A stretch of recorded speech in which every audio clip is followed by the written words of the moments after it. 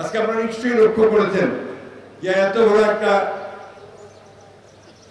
গণঅভ্যুত্থান, ছাত্র গণঅভ্যুত্থান সংঘটিত হলো, ফ্যাসিস্ট হাসিনা পালিয়ে যেতে বাধ্য হলো এবং গণতন্ত্রে ফিরে যাওয়ার, গণতন্ত্রকে রিস্টোর করবার, তাকে আবার শক্তিশালী করবার একটা সুযোগ সৃষ্টি হলো। তখন আবার কিছু সংখ্যক রাজনৈতিক মহল তারা আজকে অযথা অন্যায়ভাবে, অপ্রয়োজনীয়ভাবে দেশে একটা গোলযোগ সৃষ্টি করবার পায় তারা করছেন। আমাদের ডক্টর ইউনূস, প্রফেসর ইউনূস, আপনারা সবাই তাকে জানেন, চেনেন, অত্যন্ত পণ্ডিত ব্যক্তি, বিদ্বান ব্যক্তি, সারা পৃথিবী জুড়ে তার সুনাম। তার সরকার এখন এখানে আছে, অন্তর্বর্তী সরকার, আমরা স্বাগত জানাই। এই জন্য তিনি একজন নোবেল বিজয়ী এবং অত্যন্ত ভালো মানুষ, সবাই পৃথিবী তাকে ভালো যেভাবে জানে। তিনি এই দেশকে সত্যিকার অর্থে একটা গণতন্ত্রে ফিরে যাওয়ার পথটাকে সুগম করবেন, একটা নির্বাচনের মাধ্যমে, সকলের গ্রহণযোগ্য একটা নির্বাচনের মাধ্যমে গণতন্ত্রে ফিরে যাওয়ার পথটাকে তিনি পরিষ্কার করবেন। দুর্ভাগ্যের সঙ্গে আমরা লক্ষ্য করলাম যে তিনি বাংলাদেশের রাষ্ট্রের কাঠামো পরিবর্তনের জন্য 2016 সালে দেশনেত্রী বেগম খালেদা জিয়া যে ভিশন 2030 দিয়েছিলেন এবং আমাদের নেতা যারা তারেক রহমান 2021 সালে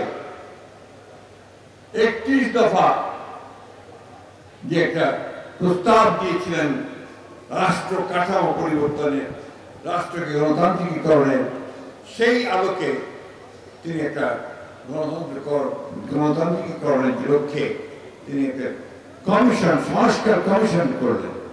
ভালো কথা, 6টা সংস্কার কমিশন, একটা ঐক্যমত্য কমিশন, প্রায় 1 বছর ধরে তারা সেখানে আলাপ আলোচনা করেছেন, খাওয়া দাওয়া করেছেন, সবকিছু করেছেন। সব শেষে কি করলেন? এই ঐক্যমত্য কমিশন এমন একটা প্রস্তাব জাতির সামনে নিয়ে আসলো যেটা তার কিছুদিন আগেই,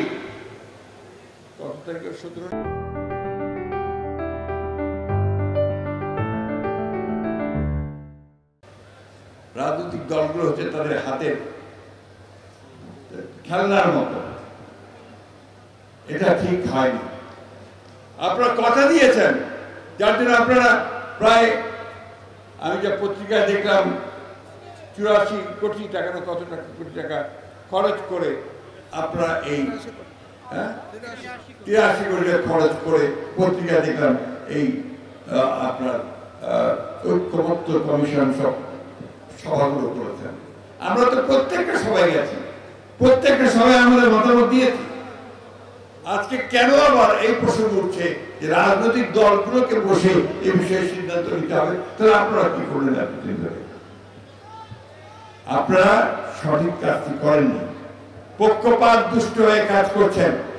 আমি আজকে পরিষ্কার ভাষায় বলতে চাই যে আজকে যে দাবি দাওয়াগুলো নিয়ে কয়েকটি রাজনৈতিক দল ঘেরাও করছে, অস্থিতিশীলতা সৃষ্টি করার চেষ্টা করছে, আবার একটা চক্রান্ত করছে নির্বাচনকে বানচাল করার জন্য, নির্বাচনকে পিছিয়ে দেওয়ার জন্য, এটা এই দেশের জনগণ মেনে নেবে না। আমরা খুব পরিষ্কার করে বলতে চাই যে নির্বাচনের দিনই গণভোট হবে, তার আগে হতে হবে না। তাই চান কিনা বলেন? বন্ধুগণ, এই বিষয়টা আমরা একমত। অন্যান্য বিষয়গুলোতে আসেন, যেগুলো বাকি আছে সেগুলো আমরা আগামী পার্লামেন্টে নিয়ে যাব, আর যেগুলো সই হয়ে গেছে, একমত হয়ে গেছি, সেগুলোর ভিত্তি করে আমরা কাজ শুরু করতে পারি। দয়া করে দেশকে অস্থিতিশীলতার দিকে নিয়ে যাবেন না। দয়া করে দেশে মানুষকে অশান্তিতে ফেরার কোনো ব্যবস্থা করবেন না। আমরা বহু সংগ্রাম করেছি, বহু লড়াই করেছি। আপনারা আজকে নতুন করে শুরু করতে যাচ্ছেন আপনাদের রাজনৈতিক ফায়দা হাসিল করার জন্য, সেটা এই দেশের মানুষ কিন্তু কোনো মতেই মেনে নেবে না। সরকারকে পরিষ্কারভাবে বলতে চাই, আর টাল বাড়া না করে অবিলম্বে নির্বাচনের শিডিউল ঘোষণা করার ব্যবস্থা করুন এবং ঐক্যবদ্ধ যেগুলো সিদ্ধান্ত হয়েছে সেগুলো নিয়ে সামনের দিকে এগিয়ে যান। অন্যথায় আপনারা কিন্তু ব্যর্থ সরকারে পরিণত হবেন এবং এর সব জবাবদিহিতা আপনাদেরকে করতে হবে।